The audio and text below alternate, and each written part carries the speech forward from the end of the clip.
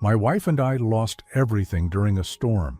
When I asked my only son for help, his wife interrupted, "You can stay as long as you want, as long as your gossiping wife lives on the street." At that moment, I walked to my car and brought out a surprise. Subscribe to the channel for more stories like this and comment the city you're watching from. My name is Oliver, and at 61 years old, I never imagined I'd be standing on my son's doorstep like a beggar. The rain was still dripping from my gray hair as I rang the doorbell, my wife Celine clutching my arm with trembling hands. Behind us, our old Honda Civic sat loaded with everything we had left, 3 suitcases, a few photo albums, and 37 years of memories that somehow felt heavier than all our lost possessions combined. Hurricane Elena had torn through our neighborhood like an angry beast. When we evacuated, we thought we'd be back in a few days. We never expected to return to find our house, the house where we'd raised Marcus, where Selene had planted her rose garden, where we'd planned to spend our golden years, reduced to a pile of soggy debris and broken dreams. The insurance company had been polite but firm. Act of God, they called it. Not covered under your current policy. 29 years of premium payments, and they dismissed us with a form letter and a sympathetic smile. Marcus opened the door, his face immediately shifting from surprise to concern. At 34, my son had grown into a successful man, wearing an expensive suit even at home, his dark hair perfectly styled. Behind him, their 2-story colonial gleamed with the kind of perfection that comes from having more money than you know what to do with. "Dad? Mom? What are you doing here so late?" Marcus stepped aside, gesturing us in. The warmth of the house hit me immediately, along with the scent of vanilla candles and that particular smell of new furniture and prosperity. I tried to find the words, but Selene spoke first, her voice barely above a whisper. "Marcus, sweetheart, we lost everything, the house, the furniture, everything." My son's face went pale. He'd always been a good boy, sensitive like his mother. I watched him process the information, saw the exact moment the reality hit him. "The hurricane? But I thought you said the damage wasn't that bad when I called last week." "We thought so too," I said, setting down our suitcase. My back ached from loading and unloading our belongings 3 times today. First from the hotel when we ran out of money, then from Celine's sister's place when she made it clear we weren't welcome. And now here. The foundation shifted. The whole structure was compromised. "It's gone, son." That's when she appeared. Miranda. My daughter-in-law emerged from the kitchen like she owned not just the house, but the very air we were breathing. At 29, she was undeniably beautiful. Blonde hair always perfectly arranged, makeup flawless, even at 9 in the evening, wearing clothes that cost more than most people's monthly salary. But there was something cold in her green eyes, something that had always made me uneasy during family gatherings. "What's going on?" she asked, though her tone suggested she already knew and wasn't pleased about it. Marcus turned to her, his voice gentle but urgent. "Miranda, honey, my parents lost their house in the hurricane. They need somewhere to stay while they figure things out." The silence that followed felt like ice water in my veins. Miranda's expression didn't change, but something flickered behind her eyes. Calculation, annoyance, disgust. She looked at our wet clothes, our cheap suitcase, the way Selena's hands shook from exhaustion and stress. "Of course," she said finally, but her smile never reached her eyes. "How long are we talking about?" I felt Selene tense beside me. My wife had always been intuitive about people, and she'd never warmed to Miranda the way she had to Marcus's previous girlfriends. Now I was beginning to understand why. "We're not sure yet," I admitted, hating how small my voice sounded. "The insurance situation is complicated, and we need time to find a rental we can afford on my pension." Miranda's perfectly manicured fingers drummed against her designer handbag. "Well, we do have the guest room," she said, as if she were discussing the weather. Then her gaze fixed on Selene. "Though I have to say I hope there won't be any drama. You know how these small living situations can get tense." "What do you mean?" Selene asked softly. "Oh, nothing specific," Miranda replied with a laugh that sounded like breaking glass. "It's just that some people have a tendency to get involved in things that aren't their business. Gossip, you know? And with my book club meeting here twice a week and Marcus's colleagues coming by for dinner parties, well, we have a certain reputation to maintain. The words hit like a slap. Celine stepped back as if she'd been physically struck. I felt rage building in my chest. Hot, familiar, protective. My wife was the kindest woman I'd ever known. She volunteered at the church, brought meals to sick neighbors, and had never spoken an unkind word about anyone in her life. To call her a gossip was not just wrong, it was cruel. "Miranda," Marcus said, his voice carrying a warning. But she wasn't finished. "I mean, we can certainly help out family in need," she continued, examining her nails with deliberate indifference. "Oliver, you're welcome to stay as long as necessary, but honestly," with the way some people talk, she looked directly at Celine. "Maybe it would be better if your wife found somewhere else to go. I'm sure someone in her family would understand the situation better." The room spun around me. I felt like I was drowning in plain sight. This woman, this stranger who had somehow convinced my son to marry her, was telling me I could stay while my wife of 37 years should sleep on the street. Celine's face had gone white as paper. Her hands trembled as she reached for my arm. "Oliver, maybe we should just go to a motel." "With what money?" The words came out harsher than I intended. We'd spent our last $200 on gas and the hotel room we'd already vacated. Our credit cards were maxed from the evacuation expenses, and my next pension check wasn't due for 2 weeks. Miranda shrugged as if our financial ruin was a minor inconvenience. "I'm sure you'll figure something out. You always do, don't you? I mean, at your age, you must be used to adapting." That was it. Something inside me snapped. I'd spent my entire adult life being reasonable, accommodating, swallowing my pride for the sake of peace. But watching this entitled, heartless woman humiliate my wife in her moment of greatest need awakened something in me I'd kept buried for too long. "I need to get something from the car," I said quietly, my voice steady despite the storm raging inside me. Celine looked at me with confusion and worry. She knew that tone. She'd heard it exactly 3 times in our marriage, when a neighbor had cheated her out of money, when Marcus's high school principal had unfairly suspended him, and when the hospital had tried to deny her treatment during her cancer scare 5 years ago. Each time, I'd walked away calm and returned with a solution that changed everything. "I'll be right back," I told her, squeezing her hand. As I walked toward the door, I heard Miranda's voice behind me, sweet as poisoned honey. "Take your time, Oliver. We'll just be here getting to know each other better." The rain had stopped, but the air still crackled with electricity from the storm. I walked to our Honda, my hands surprisingly steady as I reached for the keys. In the trunk, hidden beneath our emergency supplies and Celine's carefully packed photo albums, was a leather briefcase I hadn't touched in over 3 years. Inside that briefcase was something Miranda didn't know about, something that would change the power dynamic in that house so completely, so devastatingly, that she'd probably wish she'd never been born. As I lifted the briefcase from the trunk, I could hear her voice drifting through the open window, still talking to Celine with that condescending tone that made my blood boil. She had no idea what was coming. Standing there in the driveway, briefcase in my hands, memories flooded back like water through a broken dam. I thought about Marcus at 8 years old, crying because the other kids made fun of his second-hand clothes. Celine and I had worked double shifts for months to buy him new sneakers and a decent backpack, eating peanut butter sandwiches for dinner so our boy wouldn't feel ashamed. I remembered his 16th birthday, when he'd wanted a car so desperately, but tried to pretend it didn't matter. We'd sold Celine's grandmother's antique dining set, the one she'd planned to pass down to her grandchildren, to buy him that used Toyota. The joy on his face when he saw it in the driveway was worth every sacrifice. Then there was college. State University wasn't good enough for Marcus's dreams.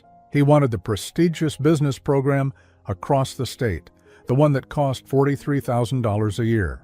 We refinanced the house twice, depleted our retirement savings, and I took a second job driving delivery trucks on weekends. Celine cleaned offices at night after her day job at the library. We aged 10 years in 4, but our son graduated summa cum laude. The wedding had been another financial stretch. Miranda had insisted on the country club, the designer dress, the photographer who charged $8,000 for a single day.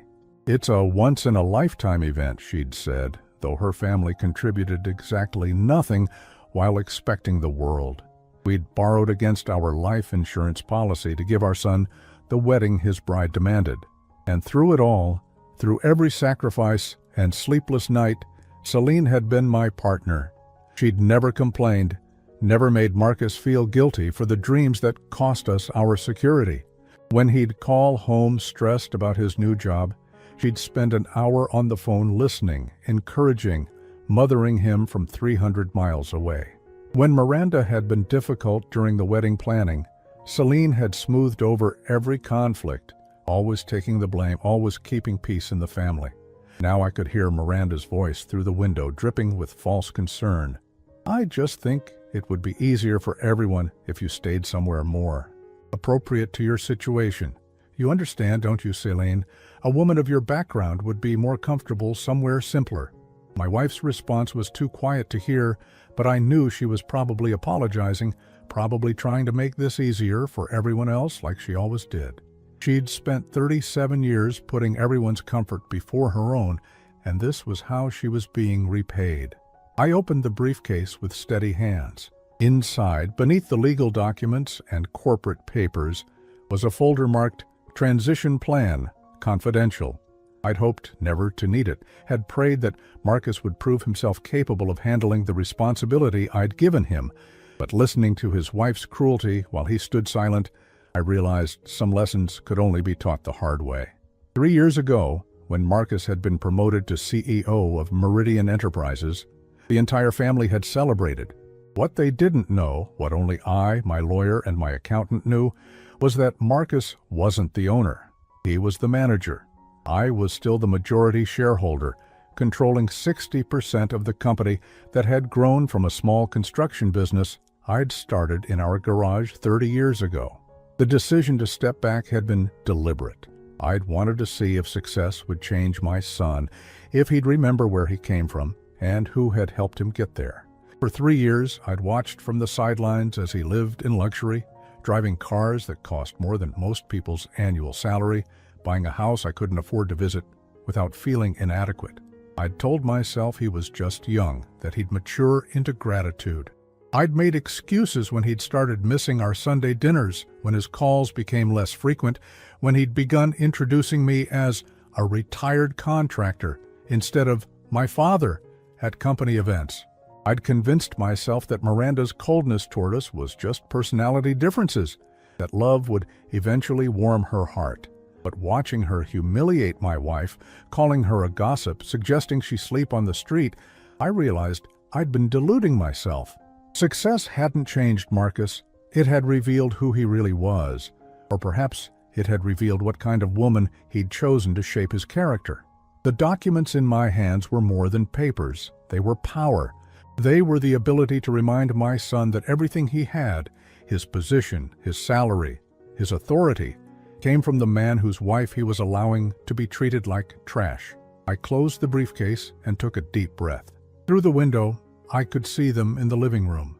Miranda was standing with her arms crossed, looking down at Celine, who sat hunched on the couch like a scolded child. Marcus stood between them, but his posture said everything, turned toward his wife, not his mother. As I walked back toward the house, I heard Miranda's voice rise with barely contained impatience. "Look, Celine, I'm not trying to be difficult, but you have to understand this is our home. We've worked very hard to build the life we have, and we can't have disruptions." "What kind of disruptions?" I heard Marcus ask. "Oh, you know how older people can be," Miranda replied with a laugh that made my skin crawl. "They don't understand boundaries. They think family means they can just take over. Next thing you know, she'll be rearranging my kitchen, giving me unsolicited advice about how to run my household, telling everyone in town about our private business." Celine's voice was barely audible. "I would never—" "Of course you would," Miranda cut her off. "It's not your fault, really. It's just how people from your generation were raised. But Marcus and I have a certain standard to maintain. His colleagues, my friends, they expect a certain level of sophistication." I paused at the door, my hand on the handle. Inside that briefcase was the power to destroy Miranda's world with a single phone call.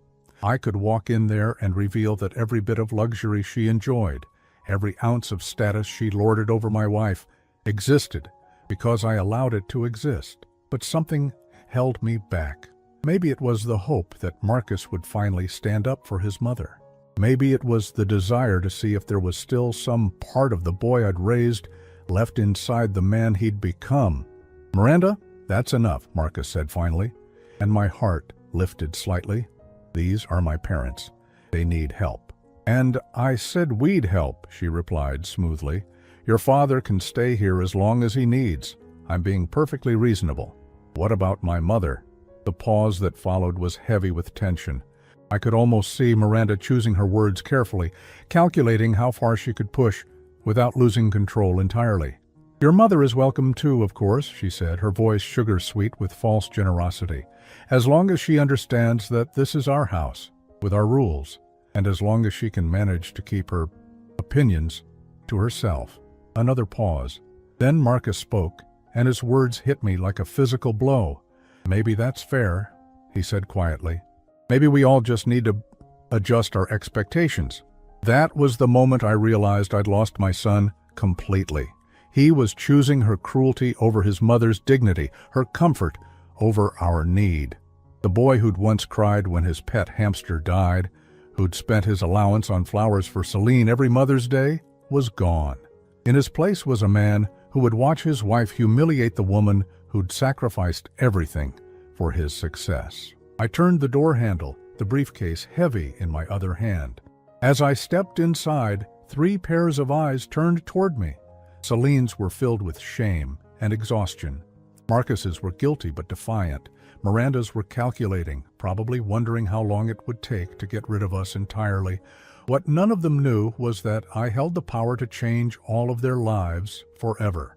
And after what I'd just witnessed, I was no longer afraid to use it.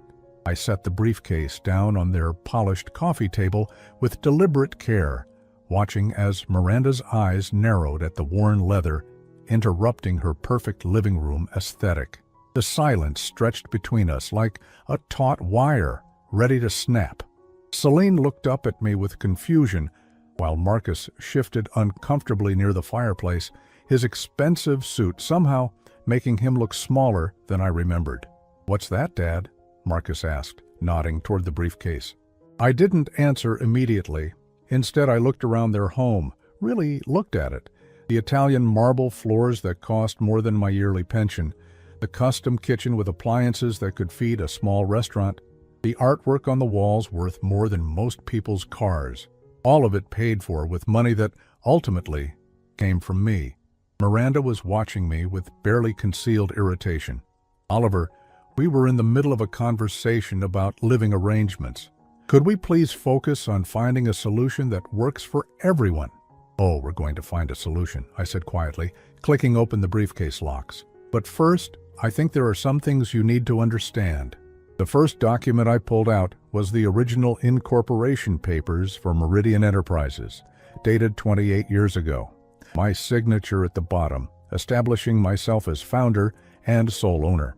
Next came the stock certificates, showing my controlling interest had never been transferred, never been sold, never been given away. Marcus frowned, leaning closer. "Dad, what is this stuff?"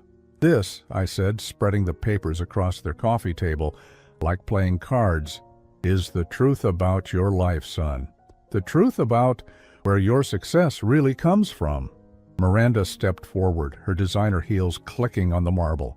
"I don't understand what old business papers have to do with our current situation." "These aren't old papers, Miranda. They're current, very current." I pulled out the most recent quarterly report, the one showing Meridian Enterprises' net worth at $47 million. You see, when Marcus became CEO 3 years ago, everyone assumed he owned the company. The board thought so, the employees thought so, even Marcus thought so. My son's face had gone pale. "What are you saying?"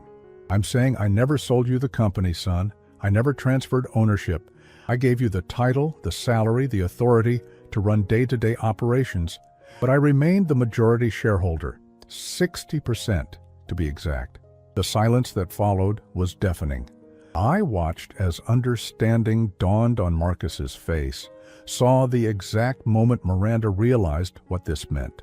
Her perfectly applied makeup couldn't hide the color draining from her cheeks. "That's impossible," she whispered. "Marcus owns Meridian. He's the CEO. We've built our entire life around a salary I pay him," I interrupted, "around a position I gave him, around a company I built from nothing while you were still in high school." I pulled out another document, the employment contract Marcus had signed 3 years ago. "Read Section 4, subsection C," I told him. "The part about compensation and benefits being subject to board approval, the board that I control."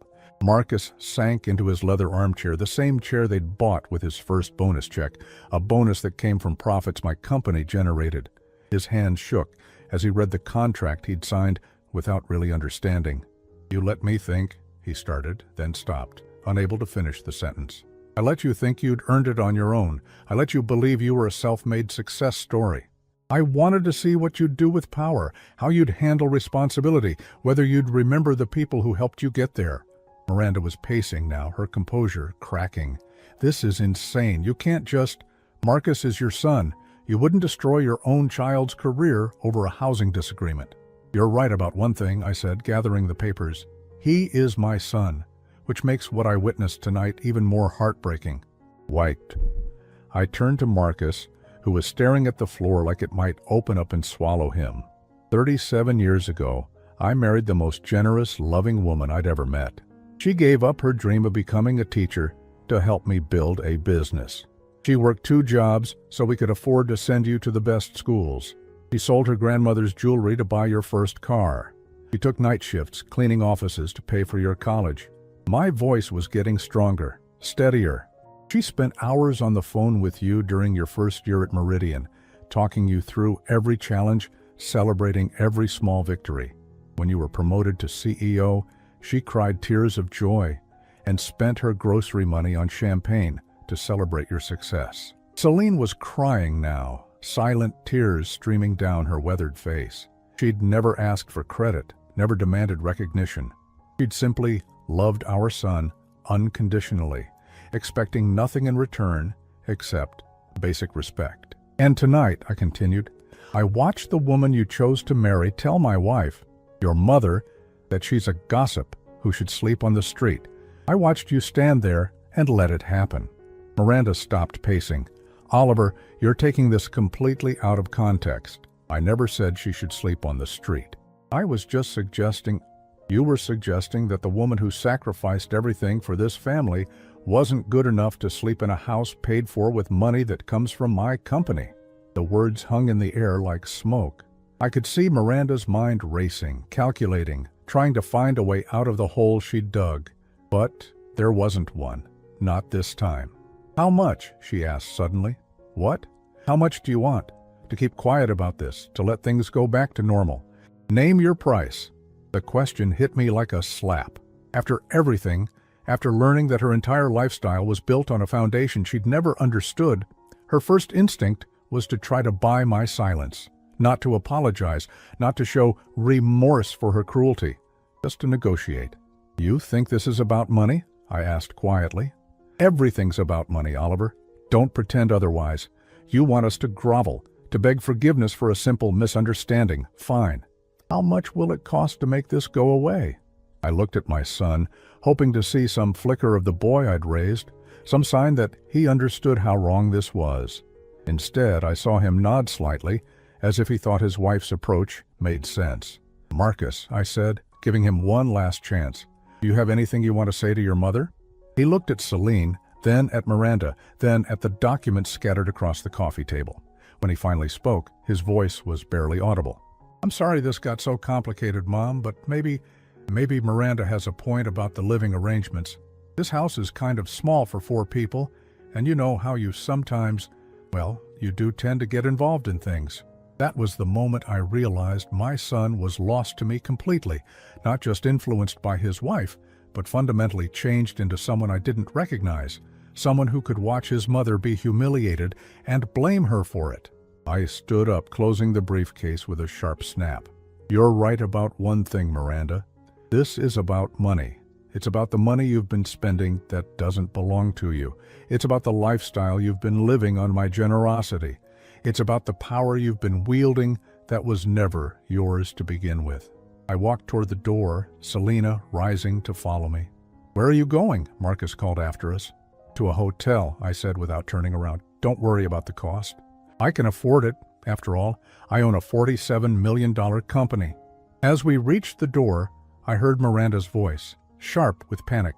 Oliver, wait. We need to talk about this reasonably. I paused, my hand on the doorknob. You had your chance to be reasonable, Miranda. You chose cruelty instead. Now you get to live with the consequences. The last thing I heard as we stepped into the night was Marcus calling after us, his voice cracking with something that might have been fear. But it was too late for fear. The time for mercy had passed the moment his wife had called my Selene a gossip who deserved to sleep on the street. Tomorrow they would wake up in their beautiful house, surrounded by their expensive things, still believing they were in control of their destiny. They had no idea that their entire world was about to change forever. The hotel room was clean but modest, nothing like the luxury Marcus and Miranda were accustomed to, but it felt like a palace compared to sleeping on their living room floor. Celine sat on the edge of the bed, still processing everything that had happened. Her hands hadn't stopped shaking since we left their house. Oliver, she said quietly, did you really mean all of that? About the company? I pulled the incorporation papers from the briefcase and handed them to her. Every word. I've been the majority owner of Meridian Enterprises since the beginning. Marcus has been my employee, not my successor. She studied the documents with the careful attention she'd once given to library cataloging. After 37 years of marriage, she could read the truth in legal language better than most lawyers. Why didn't you tell me? Because I hoped I'd never need to use it. I sat down beside her, suddenly feeling every one of my 61 years. I wanted to believe that success would make Marcus grateful, not entitled. I wanted to think that giving him responsibility would teach him humility. And Miranda? I thought she'd soften once she felt secure. I thought love would change her. I laughed bitterly. I was wrong about everything. My phone buzzed. A text from Marcus. Dad, we need to talk. Can you come back in the morning? I showed Selene the message. She read it and sighed. He's scared now. Good, he should be. That night I barely slept. I kept replaying the scene in their living room, Miranda's cold dismissal of my wife, Marcus's passive acceptance of her cruelty, the way they'd both assumed I was powerless to do anything about it. By morning, I'd made my decision. I arrived at their house at exactly 9 o'clock, timing my visit to coincide with Miranda's usual morning routine. I wanted her present for what came next. The door opened before I could knock, revealing Marcus in his expensive pajamas, his hair uncombed, his eyes red from what looked like a sleepless night. Dad, thank God you're here. We need to straighten this whole thing out. Yes, I said, stepping past him into the foyer. We do. Miranda appeared at the top of the stairs, her silk robe pristine despite the early hour. Even in crisis, she maintained her appearance with military precision. She descended slowly, her expression carefully neutral. Oliver, she said, her voice honey-sweet, I'm so glad you came back. I think there was a terrible misunderstanding last night. No misunderstanding, I replied. Just truth finally coming to light. Marcus gestured toward the living room. Please, Dad, let's sit down and discuss this like adults. I remained standing. I'm here to give you a choice, son. Both of you. Miranda's mask slipped slightly. What kind of choice? The kind that will determine the rest of your lives. I pulled a single sheet of paper from my jacket pocket. This is a resignation letter for Marcus to sign, effective immediately. It also transfers his CEO position to someone I trust, someone who understands the value of loyalty and respect. The color drained from Marcus's face. Dad, you can't be serious. I'm completely serious. You see, I realized something last night. I've been enabling your wife's cruelty by allowing you to believe you'd earned your success independently. Every dollar you've made, every bit of authority you've wielded, every luxury you've enjoyed, it all came from a company I built and still own. Miranda stepped forward, her composure cracking. "This is blackmail." "No, Miranda. This is consequences. You wanted to kick my wife out onto the street because she's beneath your standards. Now, you get to learn exactly who's been keeping you in the style you've become accustomed to." Marcus was shaking his head frantically.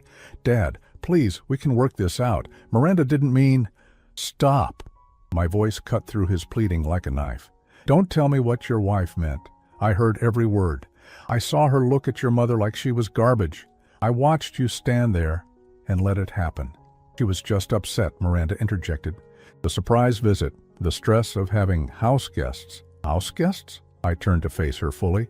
"Is that what you call the woman who sold her grandmother's engagement ring to buy your husband his first decent suit for job interviews?" Miranda blinked, clearly having never heard that story. "Or the woman who worked double shifts at the library and cleaned offices at night so Marcus could afford college?" "I didn't know." "You never asked. In 5 years of marriage, you never once asked about the sacrifices that made your comfortable life possible. You just assumed you deserved it all." I turned back to Marcus. "Here's your choice, son. You can sign this resignation letter, apologize sincerely to your mother, and ask Miranda to do the same. If you do that, if you show me there's still some part of the boy I raised inside the man you've become, I'll let you stay on as a department manager with a reasonable salary. And if I don't, then I'll fire you tomorrow morning. I'll hire a new CEO who actually understands respect and family values. And you'll find out exactly what it's like to look for a job when your only reference is the father you disappointed." The silence stretched between us like a chasm. I could see Miranda calculating, trying to figure out if I was bluffing. Marcus looked like he might be sick.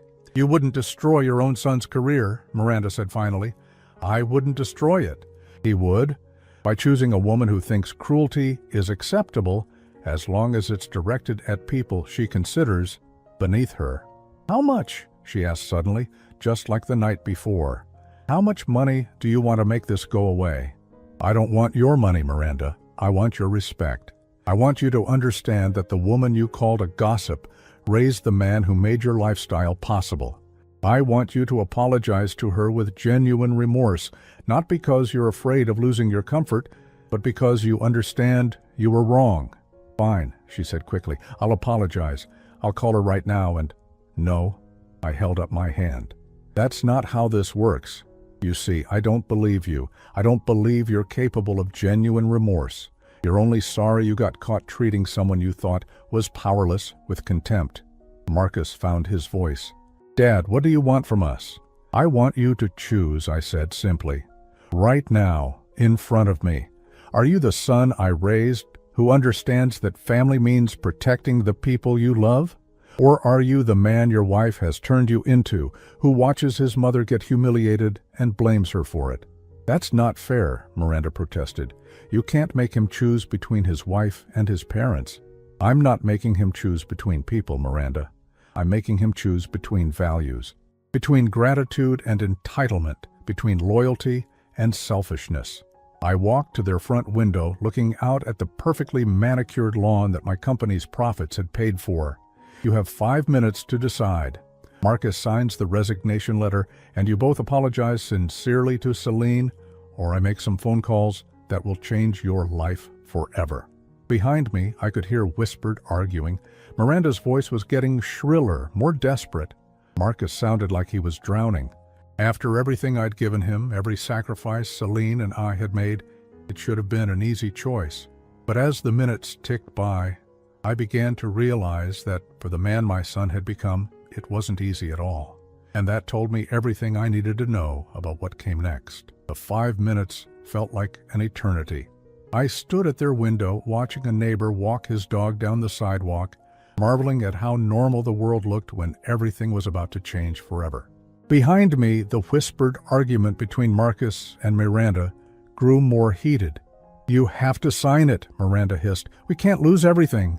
"You don't understand," Marcus whispered back. "If I sign that, I'm admitting I was never really successful. I'm admitting that everything we have is charity. It's not charity if you earned it." "But I didn't earn it, Miranda. That's what he's trying to tell us. I've been living a lie." I turned around. My son was sitting in his expensive leather chair, his head in his hands. Miranda stood behind him, her perfectly manicured nails digging into his shoulders.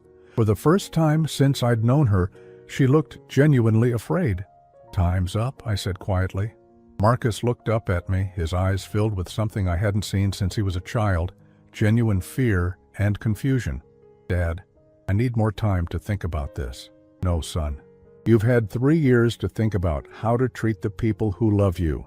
You've had your entire adult life to decide whether gratitude or entitlement would define your character." "This isn't fair," Miranda said, her voice rising.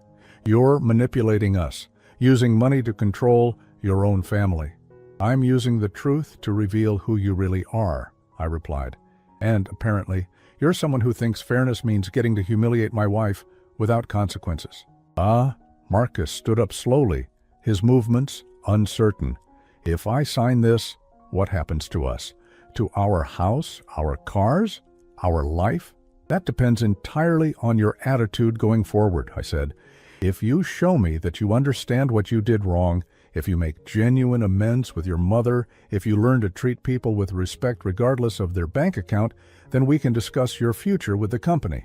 And if we don't," Miranda's voice was sharp with panic, "then you'll discover what it's like to live without the safety net you never knew you had." I pulled out my phone and scrolled to my lawyer's number.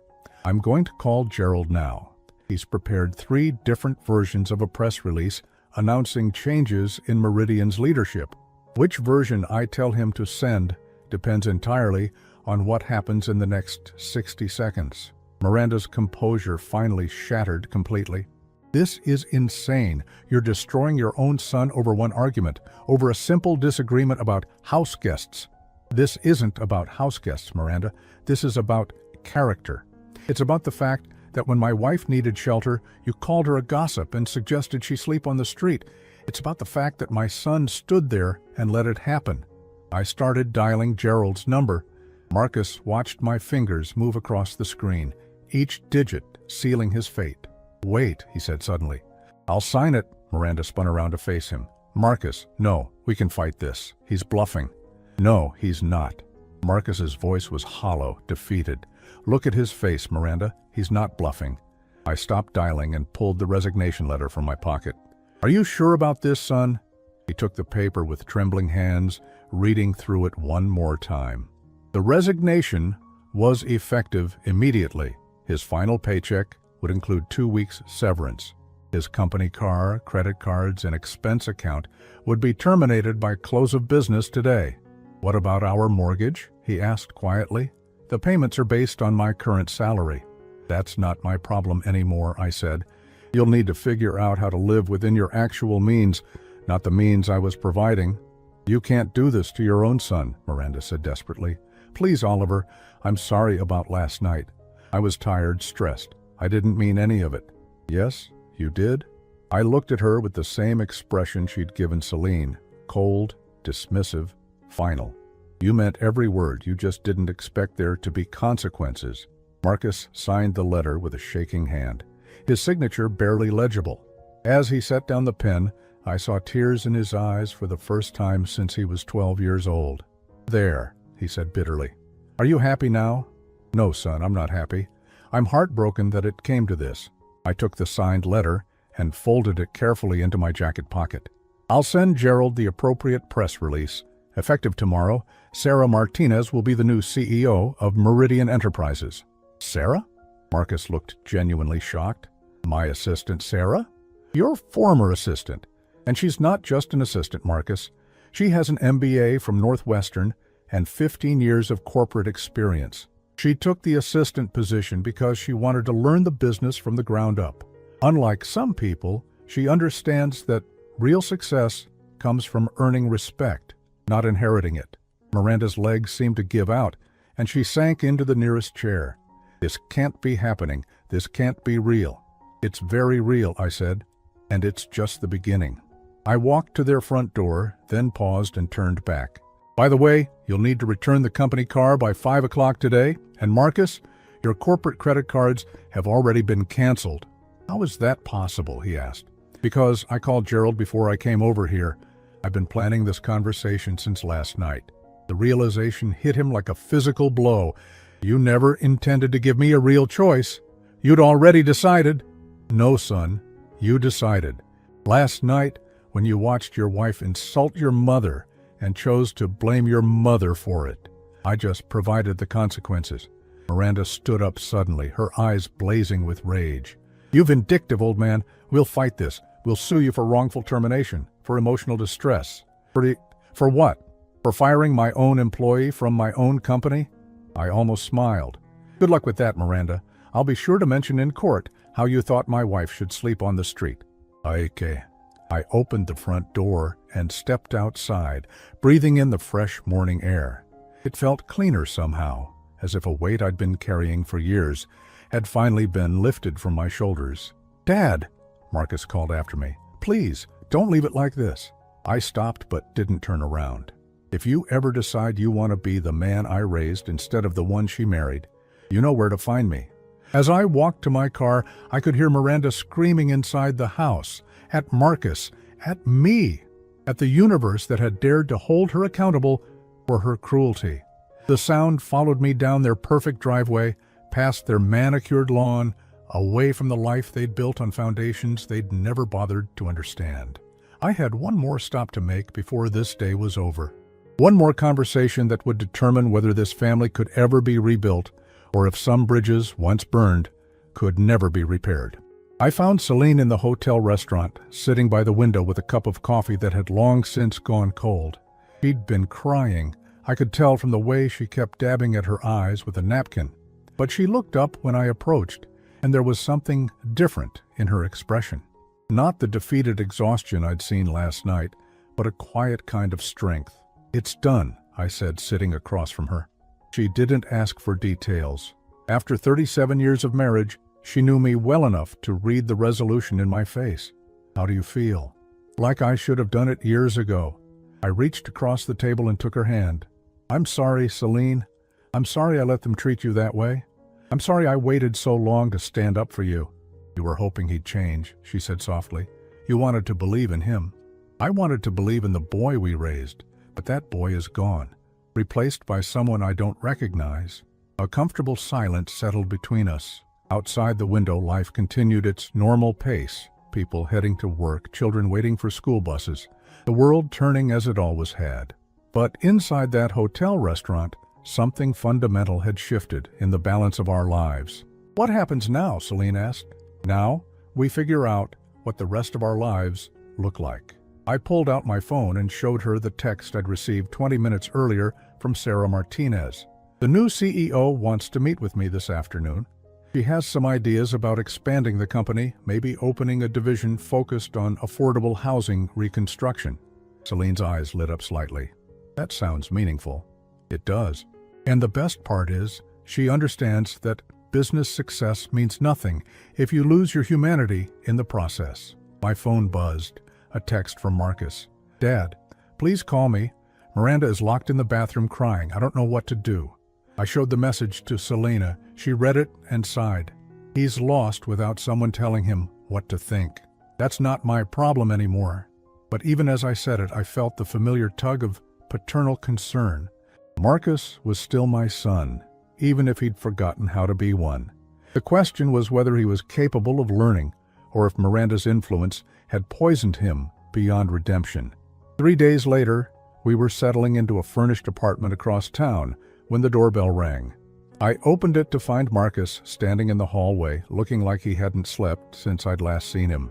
His expensive suit was wrinkled, his hair uncombed, his eyes red-rimmed with exhaustion.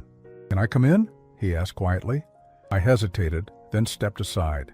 Celine emerged from the kitchen, took one look at her son, and despite everything that had happened, her maternal instincts kicked in. Marcus, sweetheart, you look terrible. When did you last eat? He almost broke down at the gentle concern in her voice. I don't remember. Everything's falling apart, Mom. The house, the cars, our whole life. It's all gone. Where's Miranda? I asked. Divorce lawyer, he said bitterly. Turns out she's not interested in being married to a man who can't maintain her lifestyle. I felt no satisfaction in hearing it, only sadness for the boy who'd once believed in happy endings. I'm sorry, son. Are you? His voice carried a mix of pain and accusation. Because you got exactly what you wanted.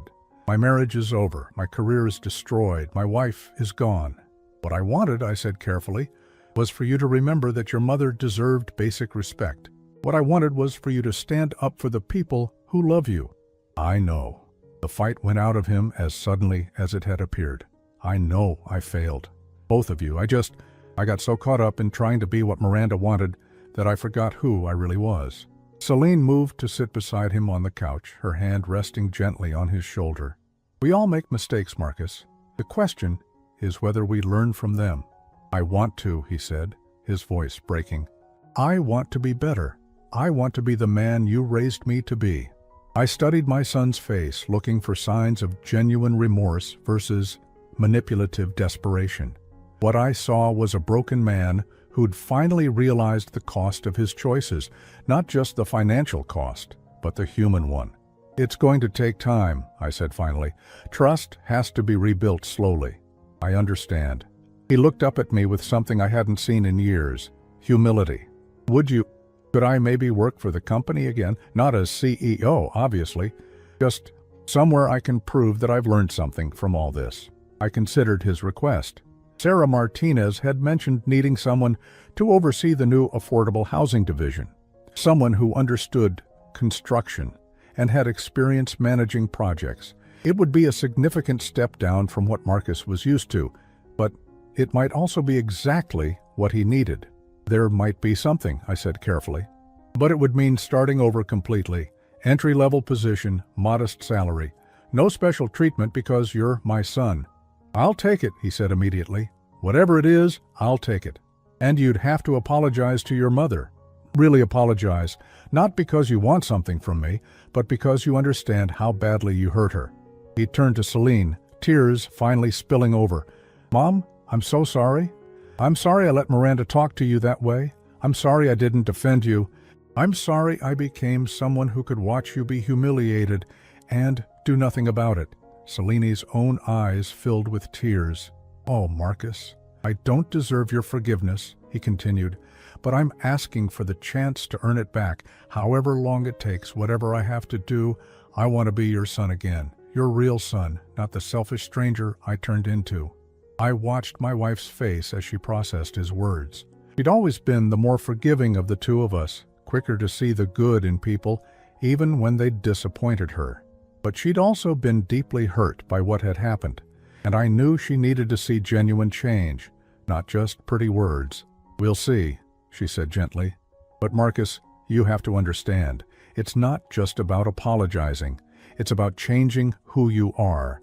It's about choosing to be kind, even when it doesn't benefit you. I understand, he said, and I'll prove it to you. Both of you. 6 months later, I stood in the parking lot of Meridian Enterprises' new affordable housing division, watching Marcus direct a crew of workers rebuilding homes damaged by Hurricane Elena. He'd lost weight, gained calluses, and developed a tan from working outdoors. More importantly, he'd gained something back that I'd thought was lost forever.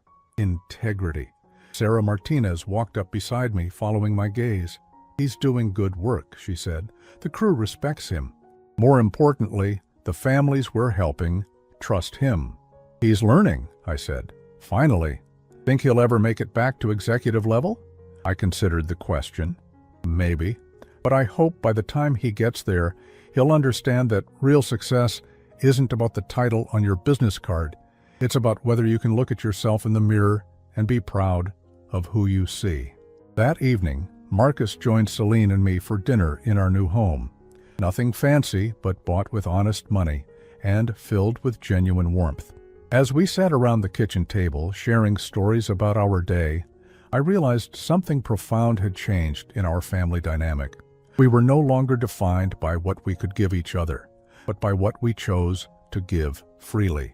Marcus wasn't trying to impress us with his success. He was simply being present, being grateful, being the son we'd always hoped he could be.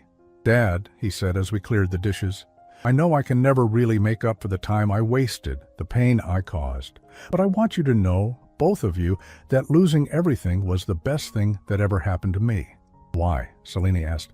Because it forced me to remember what actually matters. And what matters isn't the size of your house or the price of your car. It's whether the people you love feel loved by you. I looked at this man, my son, but also somehow a stranger I was just getting to know, and felt something I hadn't experienced in years. Hope.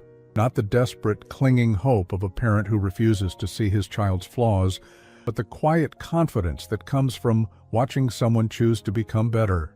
The briefcase that had started this whole confrontation now sat in my closet, its contents no longer a weapon, but simply papers, documenting a business built on honest work and fair dealing. I'd learned that real power isn't the ability to control others through wealth or position. It's the strength to stand up for what's right, even when it costs you everything. And as I watched my son help his mother with the dishes, laughing at something she said, treating her with the respect and affection she'd always deserved, I realized that sometimes the greatest gift you can give someone is the chance to discover who they really are beneath all the expectations and pretenses. The storm that had destroyed our house had also washed away the illusions we'd all been living with. What remained was smaller, simpler, but infinitely more real. And for the first time in years, that felt like enough.